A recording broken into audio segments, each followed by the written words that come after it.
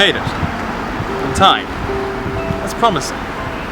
Though, for the sake of protocol, we now have to bag you.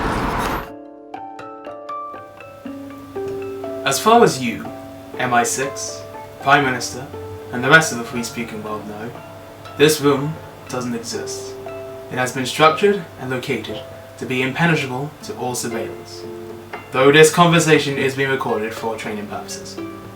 And you find yourself in this room because you have been intricately selected by people you will never meet to become something that shouldn't exist. An agent of ruthless brutality who will be forever willing to sacrifice themselves for their country, for the world, for democracy. You will destroy the lives of many to accomplish the missions that no government must know about, to save the lives of many more. You will become an entity, void of any emotion that creates weakness within yourself. You have been informed on the dossier of one Agent Lesenby, our greatest mistake on the program. One mission and he decides that he has a conscience and he gets married. How sweet. So we left the breadcrumbs for the enemy to find him. They took care of the conscience, but the agent was defective. Reported missing in action. Presumed dead. Know this. We decide when an agent has served his country. Not you.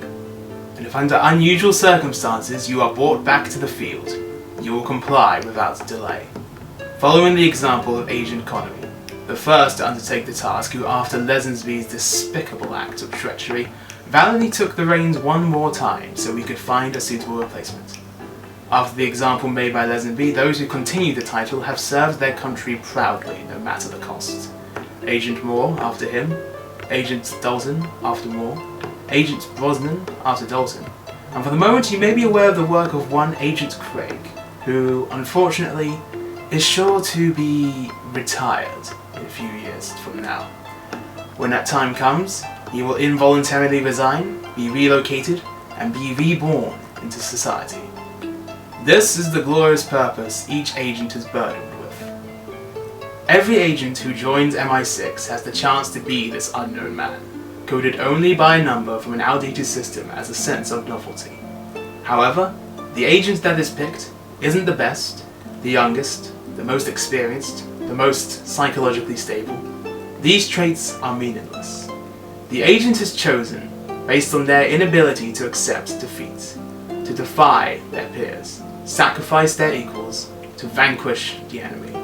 For as this world grows smaller, the enemy becomes greater, becomes stronger, becomes a shadow that we mistake for fear, when really it is just a nuisance. You'll commit the atrocities that keep democracy alive. Sacrifice all who hinder your duty for the sake of stability. The moment you accept this title, you are officially dead, only to be reborn when we think you have no more unfinished business. To put it bluntly, you will become our militant ghost, disguised in a suit weaved from alcoholism and misogyny.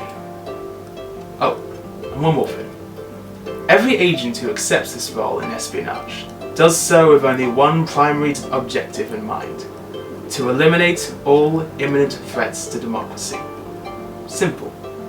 However, these brave men undertake this mission, knowing fully well the undisputed fact that they will fail, because the enemy is immortal, and we must be as well.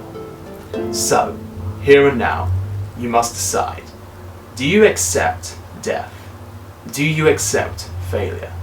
Do you accept your role as an instrument for the duality of democracy?